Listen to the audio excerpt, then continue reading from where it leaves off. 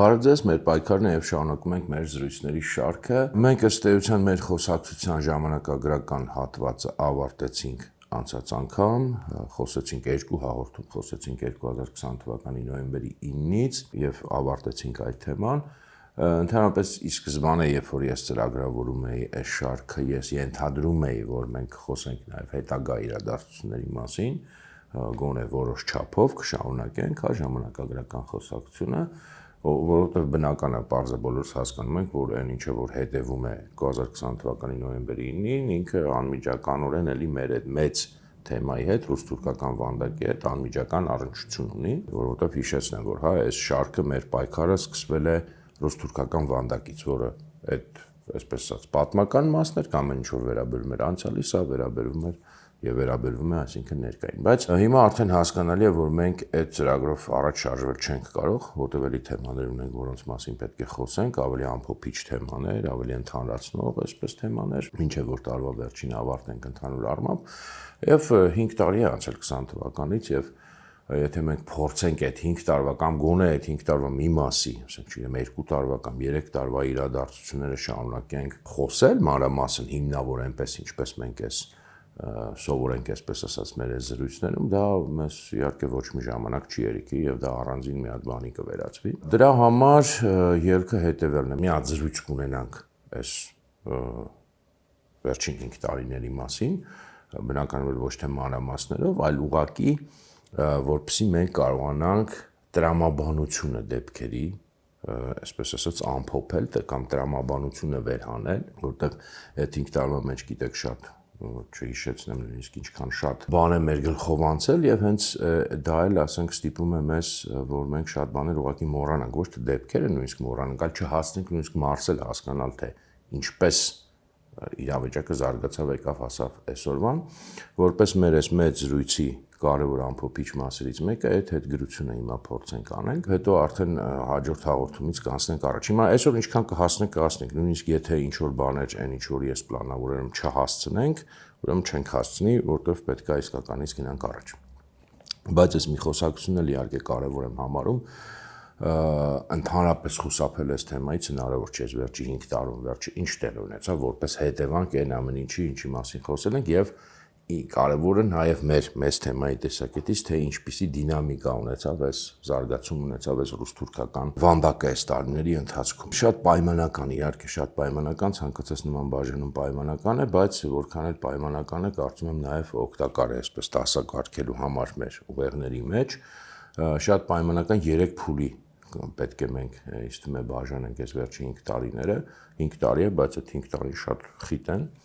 Եվ մոտավորապես 3 փուլ ես իմ համար պայմանական առանձնացնում եմ։ Առաջին փուլը հենց 21-22 թվականներն են, 2021-22-ը բնականաբար,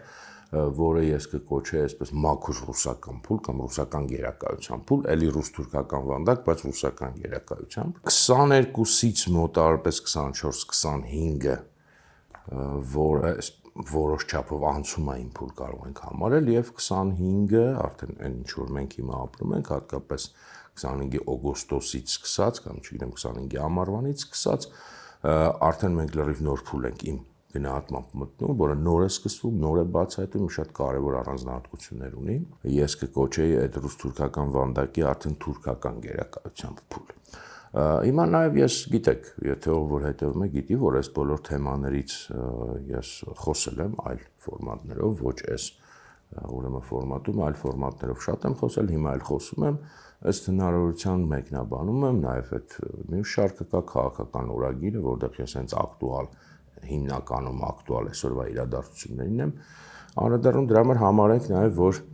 այդ խոսակցությունը, այդ մեծ խոսակցությունը մենք ունեցել ենք եւ ունենում ենք, բայց այստեղ փորձենք մի հատ այսպես հիմնական մեխերը մեխենք։ Ուրեմն առաջի փուլը, ինչպես ասացի, 21-22 թվականները դա ռուսական փուլն է, եւ մենք պետք է վերհիշենք, շատ կարեւոր է վերհիշել, որ այդ փուլում հենց նաեւ Հայաստանի պաշտոնական քաղաքականությունը եւ ներքուստ եւ արտաքուստ ինքը իրականում ամբողջությամբ տեղավորվում էր եւ տեղավորված էր ռուսական ստրատեգիական գծի մեջ, որը նաեւ բնական է, որովհետեւ նոյեմբերի 9-ի պայմանագրից այլ բան չէր կարող բխել, դա ըստ էության, եթե պայմանական ամեն դեպքում այդ կապիտուլյացիա բառը օգտագործենք, ես գիտեք չեմ սիրում եւ բացատրել եմ թե ինչու, բայց եթե պայմանական օգտագործենք, դա նաեւ կապիտուլյացիա ոչ թե նաեւ այլ նախ եւ առաջ Հայաստանի կապիտուլյացիան է Ռուսաստանի առաջ, որտեղ դուք գիտեք, որ նոյեմբեր 9-ի փաստաթուղթը ոչ Բաքվում է գրվել, ոչ նույնիսկ Անկարայում, այլ Մոսկվայում է գրվել եւ հեղինակին ճանաչում եք, այնպես որ այդ թուղթը հավատարմության, այսպես ասած, ստորագրություններ ընդհանուր ռուս-թուրքական վանդակին, բայց նախ եւ առաջ Մոսկվային եւ այս էր ստրատեգիական գիծը Հայաստանի նաեւ քաղաքականությամբ լեովին ներգծված էր։ Ես հիմա մանրամասն չեմ հիմնավորելու սա, հասկանում եք, մենք հետգրություն է եւ որոշ բաներ կարող են, այսպես ասած, չհիմնավորված մնալ։ Մի երկու բան մենակ հիշեցնեմ, դրվագ, որը հիմա գուցե մոռացվել է, հիշում եք այն աստիճանի եւ ներգծված ռուսական քաղաքականության մեջ, որ նույնիսկ Հայաստանը հապկի կազմում, հիշում եք, Ղազախստան զորք ուղարկեց, չէ՞, երբ որ Ղազախստանում այդ դեպքերն էին, նշանակումներն էին նաև դրա մասին վկայում, հիշում եք, օրինակ պաշտպանության նախարար մեր Արշակ Կարապետյանն էր, ֆանտասմագորիկ կարելի ասել երևույթ էր, եւ ոչ թե մարդն էր այդ երևույթը, այլ նշանակում է իր այդ պաշտոնի ֆանտասմագորիկ էր, որովհետեւ դե Արշակ Կարապետյանը, ես էլի անձի մասին չեմ խոսում, լավ մարդ է, վատ մարդ է, լավ մասնագետ է, վատ մասնագետ է, դրա մասին չի խոսքը, բայց նույնիսկ Սերժ Սարգսյանի ժամանակ 2016 թվականի պատերազմից հետո նա պաշտոնից հանվեց, այսինքն նույնիսկ Սերժ Սարգսյանի ժամանակ դա համարվում էր չափից ավելի պրո-ռուսական, բայց մեր պաշտպանության նախարարն էր ուրեմն հետ պատերազմեն Հայաստանում 2 տարի, կարծեմ, սա էլ ուղղակի որպես ցուցիչ եմ ձեզ հիշեցնում, որտեղ հիմա այդ բաները մոռացվել են, կարծես մեզ այդ տեղի չեն ունեցել։ Իհարկե հայ-ադրբեջանական բանակցությունները հիշում եք, ռուսական հարթակներում էին տեղի ունենում, ռուսական միջնորդությամբ էր տեղի ունենում եւ հիմնական թեման իհարկե այդ ժամանակ այդ բանակցությունների հարթակում ամենահիմնական թեման այսպես կոչված այդ Զանգեզուրի միջանցքն էր, կամ ինչպես իրենք կոդային ասում էին, հենց իրենք ռուսները կոմունիկացիաների բացումը տարածաշրջանում։ Բայց ինչպես նաև շատ լավ հիշում ենք, այդ դե Ադրբեջանն էլ բնականաբար ինքը ամբողջությամբ էլի այդ ժամանակ ռուսական ստրատեգիապես ռուսական գծի մեջ էր։ Եվ բայց հիշում ենք, որ դա իհարկե հայ ժողովրդին որևէ կերպով անվտանգություն չբերեց այդ քաղաքականությունը, այդ լրիվ տեղավորվել է ռուսական գծի մեջ, Ադրբեջանի հետ միասին անվտանգություն հայ ժողովրդին չբերեց, շատ լավ հիշում ենք, որ այդ թվերին հենց ընդհուպ մինչև ռազմական գործողություններ էին տեղի ունենում Հայաստան-Ադրբեջան սահմանին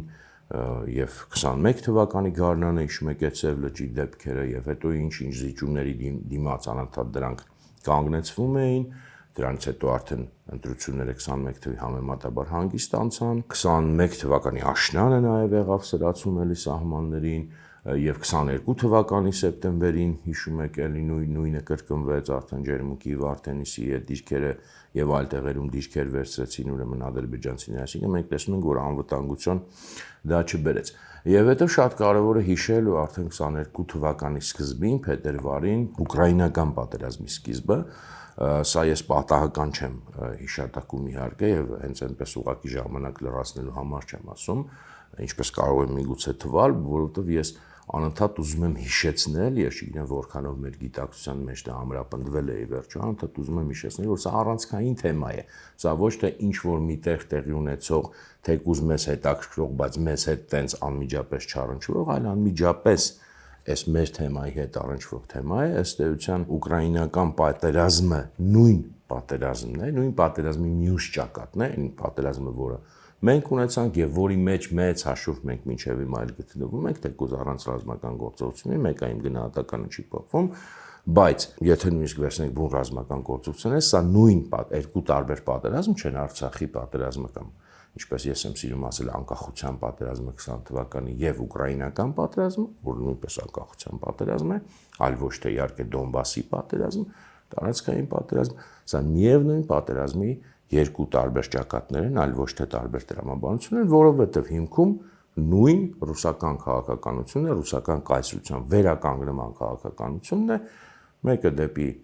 այսպես ասած արևմտյան թև ուղղված, մյուսը դեպի Ռուսաստանի տեսակետից հարավային, եւ սա պատահականություն չի, մենք շատ ենք խոսել եւ շեշտել ենք, որ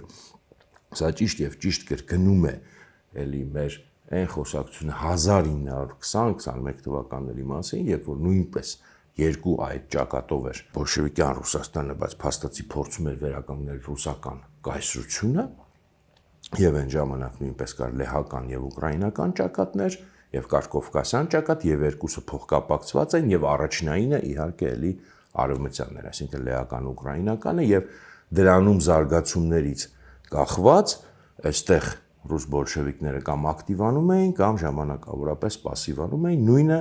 տեղի ունենում, նաև տեղի ունեցավ եւ մինչեւ հիմա տեղի ունենում նաև մեր հետ։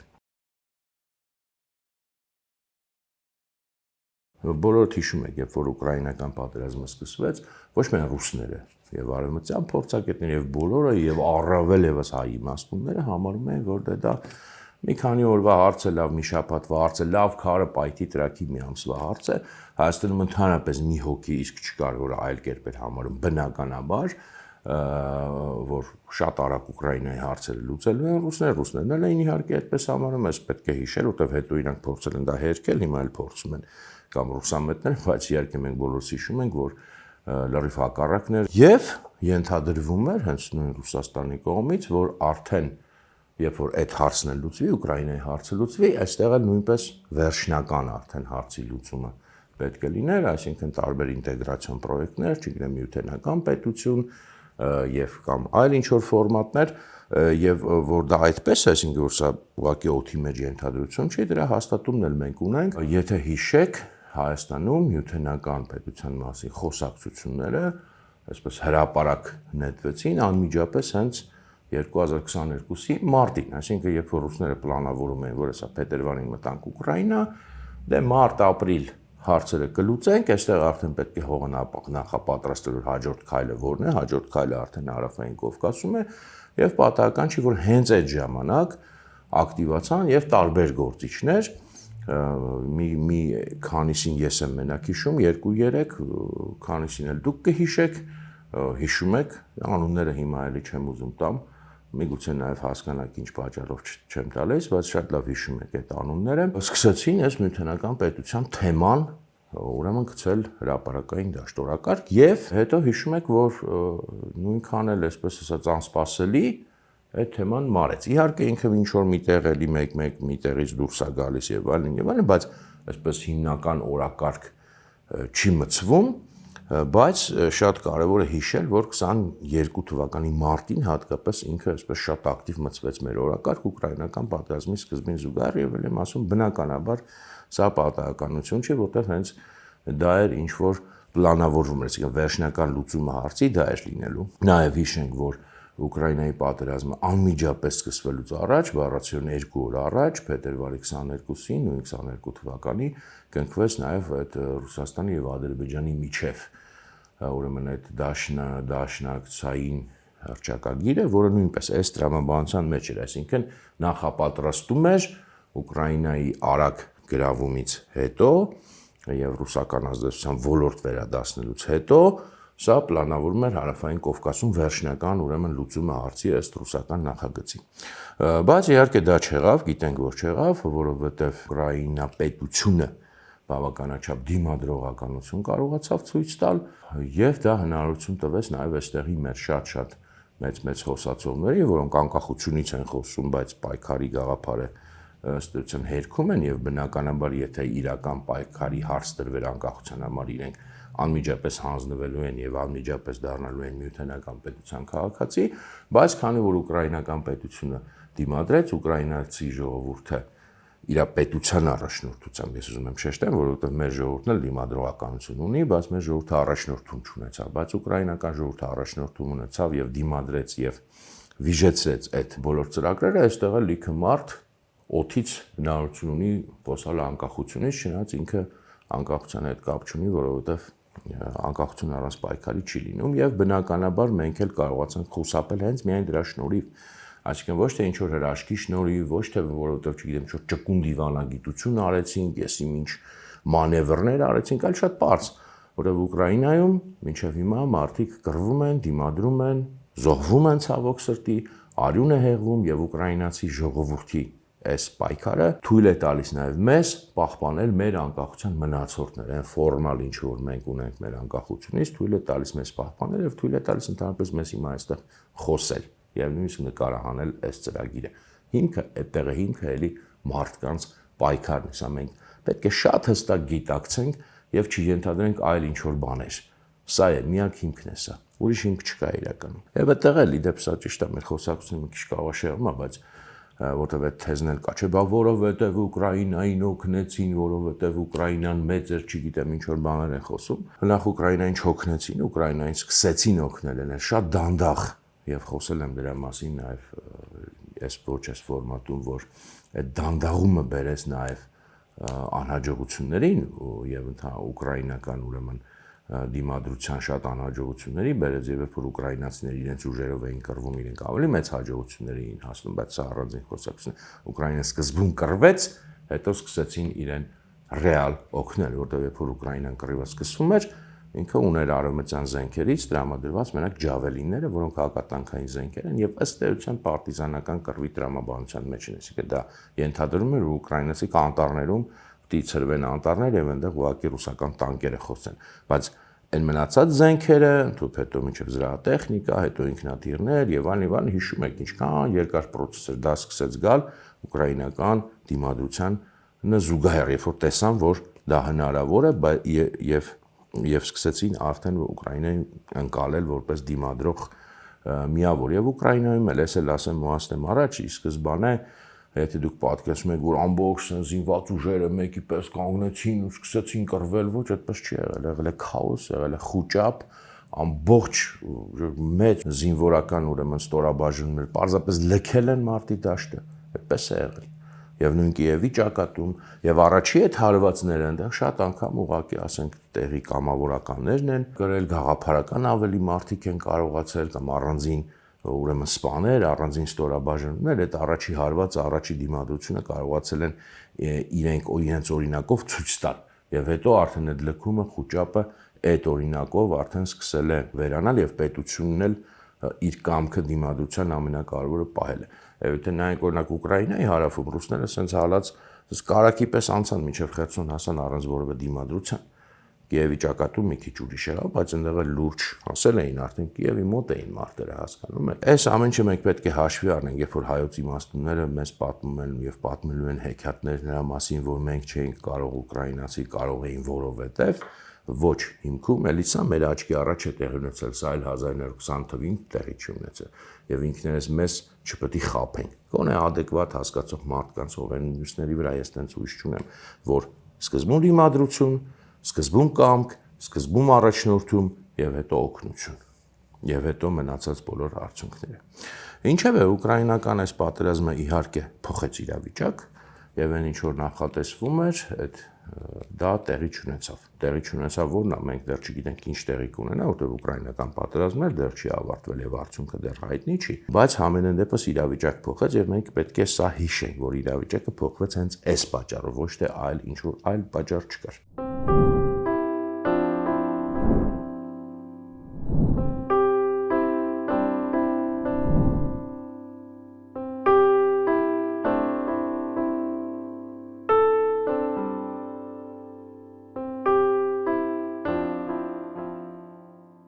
Եվ հիշում ենք, որ այդ ժամանակ նաև հատկապես շեշտված դարձավ արևմուտքի ուշադրությունը Հայաստանին։ Իհարկե այդ ուշադրությունը մինչև էլ կար եւ ավելին կլիներ, եթե այլ լիներ Հայաստանի քաղաքականությունը, բայց այստեղ արդեն ուկրաինական դեպքերը ստիպեցին, որ ուղղակի դա կոպիտ ասած, այսպես բռնի ձևով նույնիսկ մեզ պարտադրվի, որտեղ ոչ թե մենք գնացինք դեպի արևմուտք, սա պետք է նույնպես հիշենք, այլ արևմուտքը եկավ այստեղ։ Եվ հիշում եք այցեր եղան շատ կարևոր եւ արևմտյան հարթակներում սկսեցին նաև բանակցությունները եւ նախաձեռնումը եւ սա իհարկե պատահական չէր, որ համընկավ ուկրաինական պատերազմի սկզբի հետ, որովհետեւ պոտենցիալը հասկացան եւ նկատեցին, որ այստեղ նույնպես կա պոտենցիալ, այսպես ասենք, հա, հիմա էլի չխորանանք, որ շատ բան չանենք եւ այստեղ է, որ սկսվում է հաջորդ փուլը, ինչ որ մենք կոչում ենք անցումային փուլ եւ այստեղ է, որ սկսվում է Ադրբեջանի տարածքային ամբողջականության ճանաչման թեման Հայաստանի կողմից եւ շատ հետաքրքիր է իհարկե մի քիչ բան իմաստով մեր համար մռայլ իմաստով հետաքրքիր որ Ադրբեջանը շարունակելով մնալ միանգամայն ռուսական ուրեմն ստրատեգիապես ռուսական գծի մեջ շարունակելով նույնիսկ շատ sense շեշտված հակարևմտյան քարոզչությունը պաշտոնական ինքը կարողանում է այս իրավիճակից օգտվել շատ ավելի լավ, քան Հայաստանը եւ ոչ միայն չի մերժում այդ արևմտյան հարթակներում բանակցելը, այլև ըստ էության ստանում է այդ դրանց շնորհիվ արդեն դրան մասնակցելու շնորհիվ այն ինչ որ ինքը չէր ստացել նոյեմբերի 9-ին 2020 թվականին եւ այն ինչ որ ինքը հավանաբար չէր էլ պատկերացնում է ժամանակ որ կստանա, հա, որտեղ ինքը այդքանի չէր էլ կռվել, որ Հայաստանը ճանաչի Ադրբեջանի տարածքային ամբողջականությունը։ Այստեղ իհարկե էլի Հայաստանի ղեկավարության խնդիրն է, որ ճիշտ է այդ պահանջը ըստ էության համընկավ արևմուտքի ակտիվացման հետ, այսինքն այդ օրակարգ Ադրբեջանի տարածքային ամբողջականության ճանաչման Հայաստանի կողմից եւ Արցախի ճանաչման Ադրբեջանի կազմում, բայց այստեղ էլի Հայաստանի ղեկավարության խնդիրն է, որը չկարողացավ կամ չուզեց կամ չհասկացավ, ես չգիտեմ, որ տարբերակը ուզում եք ընտրեք։ Իմ համար տվյալ դեպքում էական չի, մանավանդ որ խոստացել ենք չխորանալ, չկարողացավ ներկայացնել եւ բանակցել նույն արևմուտքի հետ իր կենսական շահերի տեսակետից, իր ժողովրդի կենսական շահերի տեսակետից, այլ ուղղակի հերթական անգամ ինչ որ մի արտաքին, այսպես ասած, առաջադրանք, ասենք, պահանջ, ասենք, ընդունեց ուղղակի հալած յուղի տեղ։ Եվ այստեղ մի բան էլ թեման իհարկե շատ հետաքրքիր է, բայց չեմ կարող ցավոք շատ շարունակել այս պահին, հա, որտեղ այս խոսակցության մեջ, բայց հետաքրքիր է այստեղ մի հատ ուրիշ բան շատ կարևոր, մենք պետք է հիշենք, որտեղ էսել է ես օրինակ այս մի բանն չեմ կարողանում մինչև վերջնել, որտեղ այդ ժամանակ Ադրբեջանը սովետական սահմաններ ասում էր, մենք չպետք է ճանաչենք որպես հիմք, Ադրբեջանն էր ասում։ Ասում էր Ալիևը ասում էր բաց տեքստով, որ դրանք, որ սովետական այդ սահմանները եւ սովետական այդ ռեժիմները, որոնց միջև այդ սահմանները գծվել են, օկուպացիոն են եղել եւ մենք չպետք է սովետական սահմանը վերցնենք որպես հիմք։ Եվ դե իհարկե ինքը նկատի ուներ նաև, որ ասենք այդ իրականում իր պատկերացմամբ, ասենք Հայաստանի տարածքների զգալի մասը Ադրբեջանինն էին եւ ինքը ասում էր բերենք պատմական քարտեզներ եւ քննարկենք։ Եվ մերոնք բնականաբար դե դրանից շատ էին բանանում, վախենում, որտեղ ասում էին դե տես Հայաստանի սահմանները չի ճանաչում, ուզում է չգիտեմ ասի, որ այնտեղ Սյունիքը, չգիտեմ Սևանը եւ այլն Իրանն են, բայց չեն հասկանում, որ սա իրականում պատմական շանս էր, սա նվեր էր մեզ համար Ալիևի կողմից եւ ես կարծում եմ որոշակի բլեֆ էր նաեւ իր կողմից, դա հետո կտեսնենք, ավելի մի փոքր կփորձեմ բացատրել ամեն դեպքում, որովհետեւ չճանաչել սովետական սահմանները նշանակում է, որ ինչքան որ ինքը կարող էր պրետենզիաներ մեզ ներկայացնել եւ ներկայացնելու ինչ որ քարտեզներ, նույնքան էլ մենք կարող ենք ներկայացնել, ինչքան ինքը քարտեզ ուներ, մի 10 անգամ մենք քարտեզ ունեինք եւ այստեղ բացվում էր մի հատ լրիվ այլ պատմություն, մենք կարողանում ենք այդ ծուղակից դուրս պրծնել, որ Հայաստանը հենց այդ սովետական սահմաններով Հայաստանն է այդ ռուս-թուրքական պայմանագրով գծված եւ այդ վանդակի մեջ փակված ըստ էության, որովհետեւ դա բացարձակ անկենսունակ սահմաններ են անկախ պետության համար եւ անվտանգության տեսակետից։ Դե իհարկե ինչով են հիմնանում, ասում են, այ քանի որ մենք թույլ ենք էլի, միշտ իրանք այդ դրանից են գալիս, քանի որ մենք թույլ ենք, եթե մենք գնանք ոնց որ համաձայնենք Ալիևի հետ, որ սովետականը չի հիմքը, ինքը կներկայացնի իր պրետենզիաները, հետո ուժով կգրավի Հայաստանի տարածքները եւ այլն, այս տրամաբանությամբ են գնում, այսինքն ժամանակավոր։ Բայց չէին նայում, որ հեռանկարի տեսակետից դա ինչ շանսեր է բացում հայ ժողովրդին, որովհետեւ եթե բնական է ինքը Հայաստանի եւ Ադրբեջանի միջև ոչ միջազգային ճանաչված սահման երբևէ չի եղել 1918 թվականից սկսած, այսինքն եթե դու ասում ես սովետականն էլ չի, որտեղ սովետական սահմանները ի վերջո տենց վարչական սահմաններ էին աշխարհի տեսակետից, սովետական միության ներքին տեսակետից մի կողմ թողած։ Ապա դու լրիվ այլ իրավական հիմքեր ես ստանում եւ հետո այդ հարցը գնում է, չգիտեմ, ինչ որ միջազգային դատարաններ, ձգվում է եւ այլն, սա դառնում է վիճելի հարց, հասկանում եք։ Եվ կապ չունի այսօր դու թույլ ես, վաղը դու ուժեղ ես եւ այլն, սա մնում է այս հարցը, եթե դու չես ճանաչում եւ ինքն էլ ասում է չեմ ճանաչում այդ սովետական սահմանը, դա դառնում է վիճելի հարց եւ ցանկացած բարենպաստ պայմաններում դու քո իրավունքներն ես ամենակարևորը պահպանում եւ այդ իրավունքները արդեն չի կարող ոչ ոք վիճարկի։ Մի խոսքով հիմա էլի ցավոք սրտի այնքան բան թեմա, մի քիչ բարդ թեմա է, ես կուզենայի ավելի մանրամասն խոսել, բայց հիմա չեմ կարող, ամեն դեպքում հուսով եմ քիչ թե շատ հասկանալի է, բայց տեսեք, այստեղ խնդիրը նաև ինչն է, որ մեծ հաշվով, ասենք, երբ որ ասում են, Ադրբեջանը կհարձակվեր, կգրավեր տարածքներ, եւ Ադրբեջանին ոչ այն ժամանակ ինչ որ բան խանգարել, եթե իրեն պետք լինի կամ հնարավորություն ունենա այդ տարածքները գրավի կամ Հայաստանի քաղաքները գրավի, ոչ էլ հիմա ճիշտն ասած ինչ որ բան խանգարում, այսինքն եթե ինքը ցանկությունը ունենա նպատակը դնի եւ համարի որ բարենպաստ իրավիճակ ինքը դա այսպես թե այնպես կանի անկախ նրանից դուք ինչ եք այնտեղ ճանաչել որպես սահման, դե որովհետեւ կներեք էլի մեզ էլ ոչինչ բան չի խանգարել, որ մենք Աղդամը 26 տարի մեր վերահսկողության տակ պայենք, ոչ մի հատ տիկ իրական միջազգային ճնշում մենք այդ առումով չենք ստացել, ոչ տնտեսական սանկցիաներ են մեր դեմ կիրառվել, ոչ չգիտեմ հարավելևս ռմբակոծել են մեզ, ոչ մի բան։ Մեծ հաշվով ոչ մի բան չի եղել, մի երկու հատ ռեզոլյուցիա են ընդունել եւ այդպես, եւ եթե մենք պահենք եւս 26 միլիոն տարի, դա ոչ մի բան չէր փոխելու, մեզ այնց էր կապված, կպահենք թե չէ, անկախ նրանից թե ինչ կճանաչվեր որ աշխարհի կողմից որպես Ադրբեջանի տարածք, եւ նույնը կներեք, եթե հիմա լինի հակառակը, էլի ոչ մի բան Ադրբեջանի հետ հաստատ չի լինելու, այսինքն դա իրեն ոչ մի կերպ չի պահելու, բայց փոխարենը մենք շանս կորցրեցինք, որ Հայաստանի սահմանները, սովետական Հայաստանի սահմանները միակ լեգիտիմ սահմանները չեն։ Եվ դա ոչ միայն Հայաստանն է այդպես ասում, այլ ըստ էության Ադրբեջանն էլ է ասում, որ եւ մեր սահմանները եւ իրենց սահմանները վիճել են։ Մի խոսքով, բայց այստեղ բլեֆի պահն եմ ուզում ասեմ, ես իհարկե կասկած ունեմ, որ ալիվ այստեղ ուղղակի բլեֆ էր անում, որովհետեւ իհարկե Ադրբեջանին է նախ եւ առաջ ձեռնտու սովետական սահմանները, որովհետեւ ինքն էր ստացողը, հա, այդ իրավիճակից եւ ինքը իր սահմաններն են ավելի ձեռնտու եւ ավելի մեծ, բայց ինքը այնպես արեց, պարադոքսի հասավ, որ Հայաստանը սկսեց ոնց որ պնդել, խնդրել, որ չէ, խնդրում ենք սովետական սահմանները, սովետական գենշտաբի գծած սահմանները, այն հիշում եք, ասում են գենշտաբի քարտեզներ եւ այլն, այսինքն շատ բավականին, այդպես ասած, պարզունակ դիվանագիտական խաղ անցկացրեց, ձև տվեց, բլեֆ արեց, կարծում եմ, չնայած ինքը երկու դեպքում էլ իր տեսակետից կարող է շահած դուրս գար, բայց ենթադրում եմ, որ շատ պարզունակ բլեֆ էր այստեղ, որ ինքը ցույց տվեց, որ իբր ինքը չի ուզում սովետական սահմանները եւ ստիպեց, որը իրեն էր ձեռնտու նախ եւ առաջ Ադրբեջանին է ձեռնտու, իսկ Հայաստանին ձեռնտու չի եւ ստիպեց, որ Հայաստանը այնպես հասնի պնդի եւ որպես նույնիսկ իր հաղթանակ տոնի այդ ուրեմն սովետական սահմանների ճանաչումը։ Ես ճիշտ ասած այն ժամանակ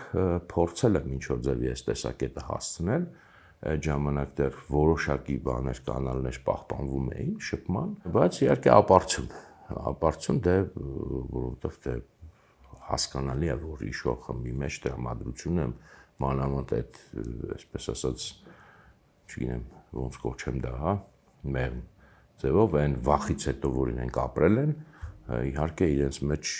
որովհետև տենց ռացիոնալ ինչ-որ փաստարկում շատ դժվար էր ռացիոնալ փաստարկմամբ իրենց համոզել, որտեղ իրենց թելադրող է այդ խոճապներ կամ խոճապը նույնիսկ մի կողմ թողած այդ թույլի գաղափարախոսությունը արդեն լրիվ իրենց կլանել էր։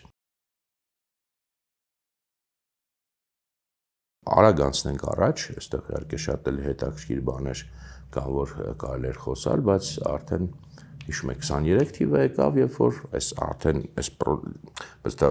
այս պրոցեսի նաև տրամաբանության որպես շարունակություն 23 թվականին մենք հայկական Արցախը կորցրեցինք, Արցախը հայաթափվեց։ Ուզում եմ երկու բան շեշտեմ, ինչ եմ նաև այս թեման հիշացնում, բացի այն որ դե անհնար է թեկուզ այս կարճ բանի մեջ չհիշատակել դա գոնե։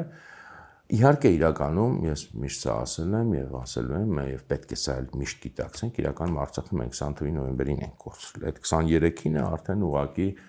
այսպես ասած, էներ ինչ որ աչքով տեսանք, բայց էությամբ մենք 20 նոյեմբերին ենք կորցրել Արցախը, երբ որ մենք համաձայնվեցինք, որ Արցախի անվտանգությունը ոչ թե հայերինն է, այլ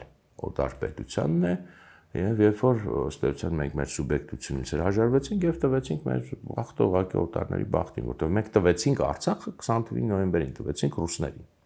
Ինքը էլ հայկական չէր, դա պատրանք էր, մեզ էր թվում, որ այնտեղ հայեր են ապրում դեռ, դա հայկական իհարկե չէր։ Երբ որ մենք համաձայնվեցինք այն տրամաբանությանը, որ դե գոնե մի մասը Արցախի ինչ որ կերպ պահպանենք եւ հանուն դրա դիմադրությունը դադարեցնենք, այդ օրը մենք Արցախը կորցրել ենք 23 թվականին, մենք ընդհանրապես բերքը հավաքեցինք, դառը բերքը։ Կարող է իհարկե դա մի քիչ ավելի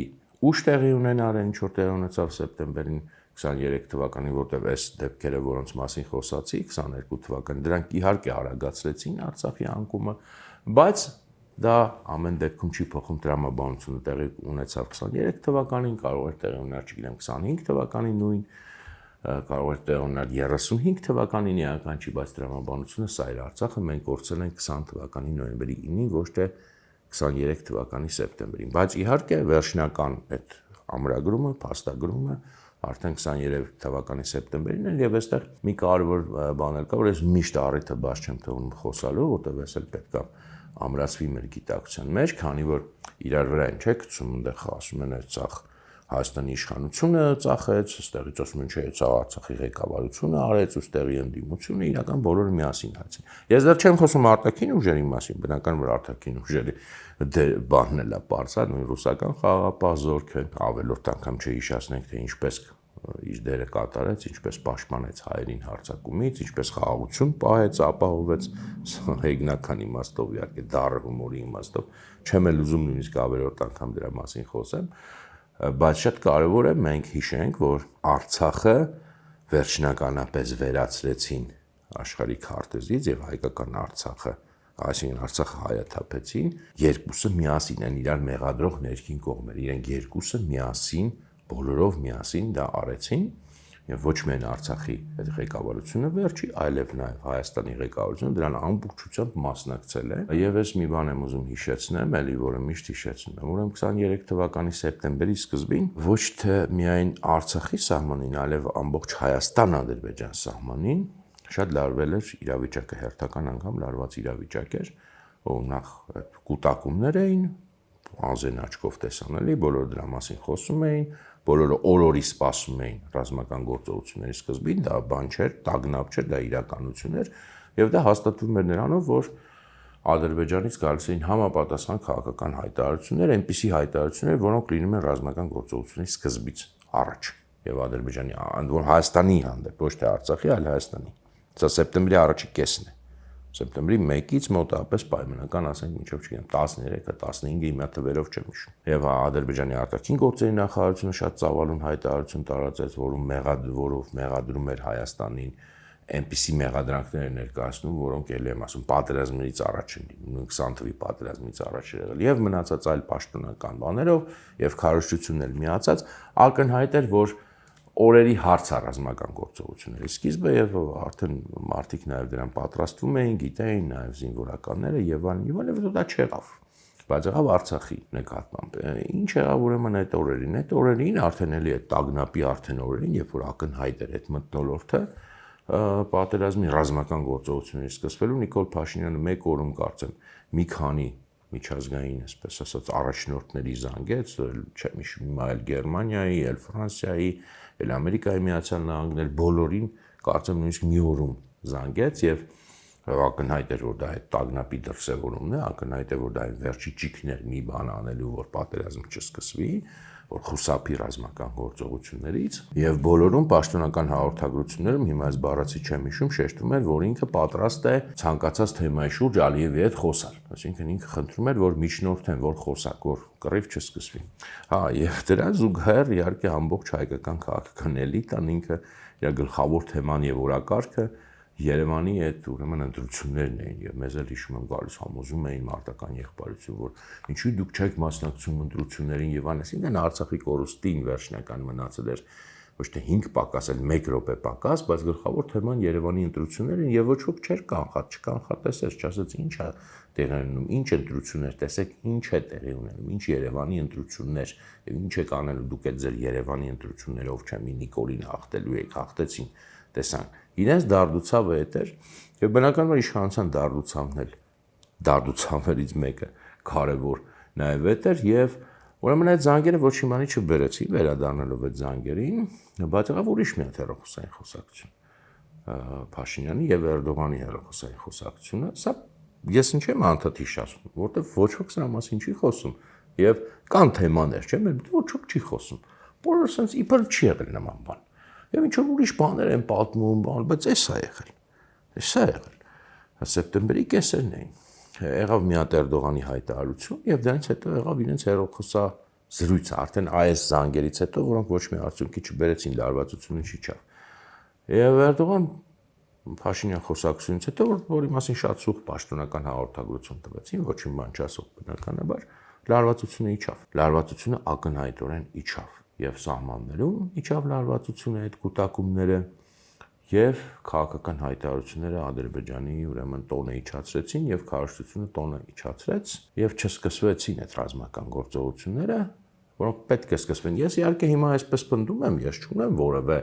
պետական ինֆորմացիա։ Ես ասում եմ, ինչ որ ես տեսել եմ հրապարակային ինֆորմացիայով, ինչ որ ինձ հասանելի է, մի օր, չգիտեմ, մեր պաշտոնյաները կարող է պատմեն, ասեն, որ իրականում ինչպես է եղել, ինչ է եղել մանրամասները, ասեն, բայց ես գրեթե վստահ եմ, որ այդպես է եղել, որովհետև ամեն ինչից դա բխում է։